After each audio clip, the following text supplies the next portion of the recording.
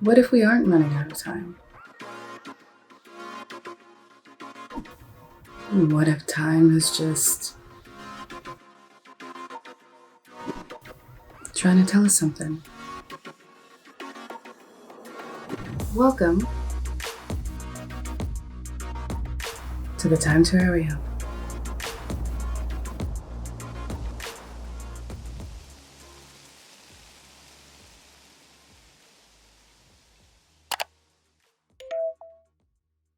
What up, y'all? It's Melody here, and welcome to my channel. I am a digital artist, an occasional graphic designer, and a Photoshop instructor, and I've been doing this for like the last 10 years now. So today I was thinking to myself, like, I could either start this off really wondering where I'm gonna go with this, but I'm trying not to put too much pressure on myself and what I'm gonna do for this video, so I'm just gonna jump right into it. Today, to show my appreciation for your continued support, I wanted to present to you a very special project that is really near and dear to me. I started it last year amidst some concerns that were flaring up. I really wanted to feel better about everything that I've been hearing in the news about climate change. I know everything's been stressing us all out, but it was something that I wanted to approach differently. I didn't want to think of it so negatively. I wanted to feel hopeful, so I made something hopeful, and I hope you guys don't mind following along with this piece. It's an animated photo manipulation called the Time Terrarium. Let's talk about it. So it's like initially when everyone was talking about climate change, I was sitting there thinking like, we could freak out, or we could take a moment to plan and prepare. We could be patient with ourselves. And you know, for some reason, when you're an artist, I feel like this is much easier to say. When you're an artist, a creative, it doesn't really matter. You know, the funny thing about art that is very closely related to nature is that they're both pretty stubborn. Like, you cannot force a good piece out of thin air. You cannot just say, wake up in the morning and be like, you know what, I'm gonna make me a detailed painting, photo manipulation, whatever you want. The art process will humble you. And I feel like that's what we're going through right now when it comes to climate change. Like, okay, our decisions and the decisions of everybody before us have affected us, have affected the world. For a long time, we have been insisting on moving so fast without having any regard to what's happening around us. And I think sometimes when we think about the future and we think about things like the end, when we think about things like the apocalypse, when we think about things that sound really scary, we have this idea in our mind that like we can't do anything about it. I don't like that, you know? Learning about the ecosystem can be as beautiful of an experience as learning what it's going to take to finish a piece of artwork. It all takes time at the end of the day.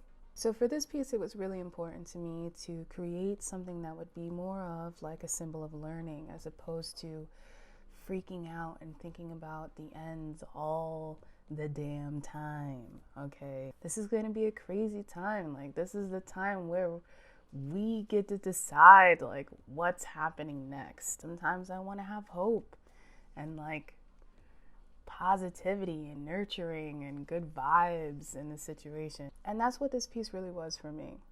Let's slow down. Let's embrace learning again. Let's embrace feeling better about change. Let's decide something that can genuinely help us. Help us all. Help us all. By the way, I'm trying to figure out where to look, so don't mind me, okay? You know, one day I'm gonna make it to Egypt. I'm pretty sure. I have been researching Egyptian ideologies for probably the past year or two, and from everything that I've been learning, I really enjoy their way of thinking about everything. Mostly their approach to balance and their approach to even how they saw art. I had come across some information online that pretty much said, which You know, maybe it's because we haven't found anything else yet, but it had pretty much said that the Egyptians didn't have a word for the word art, that they thought of it more so as equipment. And when I thought about this, I thought, wow, so you mean, yeah, as art kind of transcends through time, it has a lot more weight to how it affects societies and civilizations afterward. Let me make something that's a little bit more positive. So, if I haven't been rambling enough, let's begin on the graphic, you know? Let's just get to the art. Just get to the art, Mel. Okay, so now we are officially in the voiceover portion of this video.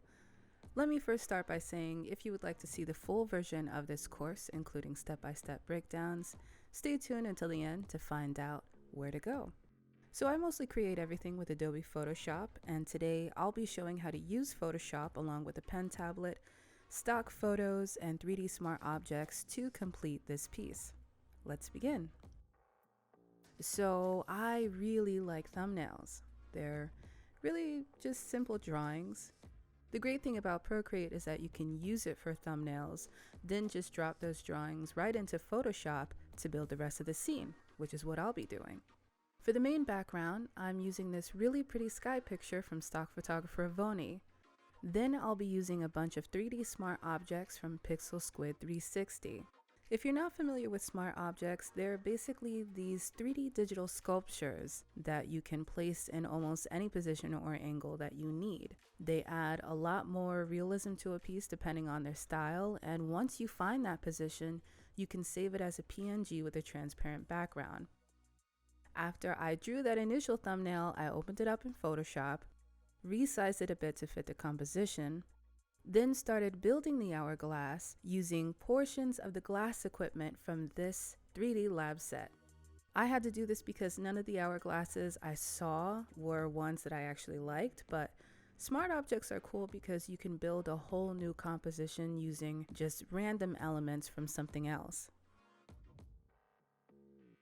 After you resize it, you can then use layer masks with a brush tool or the pen tool to remove any areas you don't want.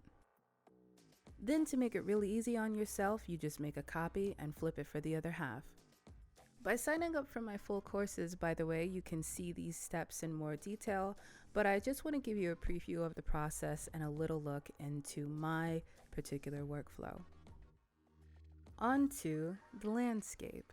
I remember when I picked all the resources for this piece, I wanted to grab visuals that would make it easier on you guys because the painting portion can be really intimidating. That's why you'll see me using this water for the bottom. Then I just use this water from this water glass to create the stream at the top of the hourglass. And you'll see that, like, in order to stay in line with my research, it was really important for me to include the main components an ecosystem requires. Things like energy or the sun, water, plants, organic and inorganic materials matter most here. And if you're a little stuck on the subject or want to make a terrarium of your own, just head on over to my Pinterest board to check out the inspiration that went into this piece. Once the water is in the right position, you'll want to color the top portion using a clipped adjustment layer. Hue and saturation works fine here, and you'll see me go through a lot of these adjustment layers because they'll basically help us fine-tune the colors for each element so that everything works together.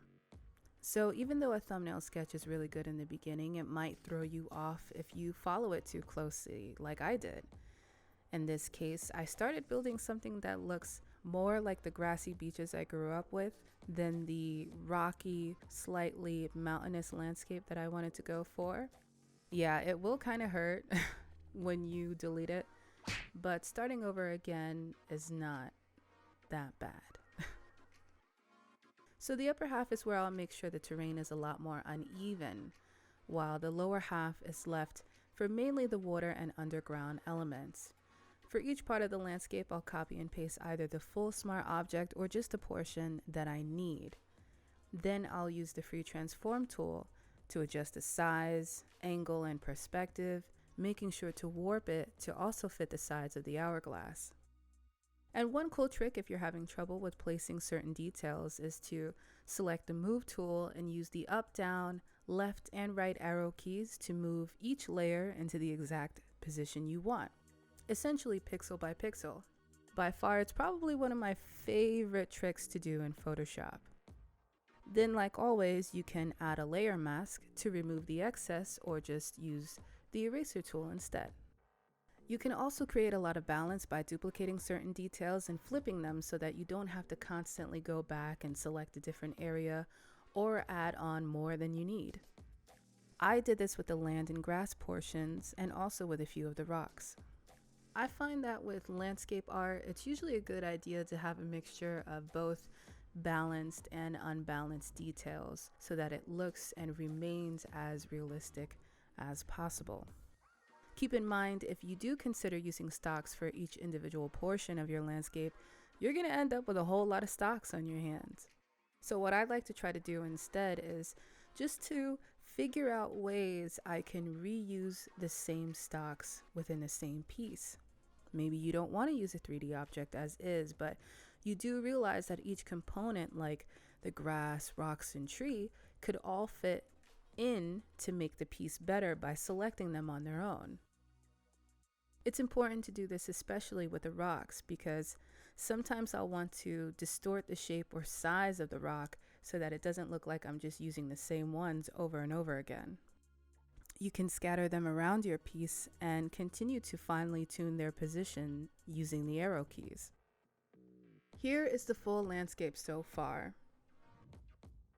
You'll see that I created a little stream that follows parts of the initial thumbnail but still allows me to go off in a new direction. Now I'm ready to add the background. I'll create 2 copies of the same sky picture, flip them around a few times, and adjust the composition with layer masks to reveal the cloud formations that I really like and want to keep. You don't necessarily have to keep all of the clouds that are there, but if you reveal and hide certain formations, you'll end up realizing that you can create something new that matches the hourglass shape for a whole new vibe.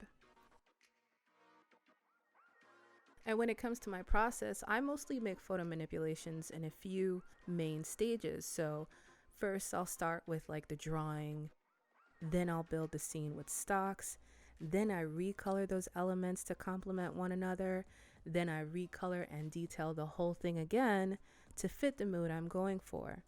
So you don't have to follow this process, of course, but I do find that once almost every detail is in place, that's when you can start to worry about the color and the lighting. Like right now, just to make my eyes feel better, I'll recolor both the top and bottom landscapes with hue and saturation after all the layers have been set in place and then merged together. I can also do the same with the water and make sure it's the right blue, the right shade of blue that I want. Now I'll complete the hourglass with the main water splash shape. This very kind of small piece will help to connect the top and bottom landscapes, but you'll need to kind of like pull at the water shape with either the warp tool or the liquefy tools to straighten it out. This is also just another example of me using these stocks for literally every detail, so you won't have to paint them by hand later. Now for the lighting. Layer blend modes are pretty key for establishing the shadows and lighting in Photoshop. And I use them for everything. I'll use blend modes like color dodge, for instance, to bring more light to the water, then set a new layer to multiply to add shadows. And if you're unsure about which colors to use for these parts, you really just have to pick these colors from the canvas itself. Any nearby colors you can grab with the eyedropper tool will help here because they reflect what's already in the environment. So you really just experiment until you're happy with what you've got. More adjustment layers, of course, will really help to secure the entire vibe I'm going for. Color Lookup has many presets of different 3D LUTs you can experiment with. And you'll notice how every single one of them changes the mood of the piece completely. Then after this, I always like to use things like gradient maps or the levels adjustments to create those little subtle changes in the color atmosphere that I'm going for. Again, if you're interested in the full course, you'll also learn why setting up your layers a certain way becomes really important for this piece, because it gives you the opportunity to go back and make adjustments, like when I want to reveal more or less of the hourglass that's covering the landscape. So now that the color is just right, I can now add more details. And I'll do this by painting directly by hand. This means that I'll be trying to basically fill in the empty spaces, create a more crisp appearance, and bring more harmony overall to the lighting scheme. Highlights are super transformational when it comes to any art. I usually like to make them by painting a few strokes and then erasing the edges with the eraser tool. It's super quick and easy, and it's a nice, repetitive process that can help me get through the rest of the piece. I also like to paint a few dots for texture, or go back into the landscape and add a few greenish leafy bits for more texture.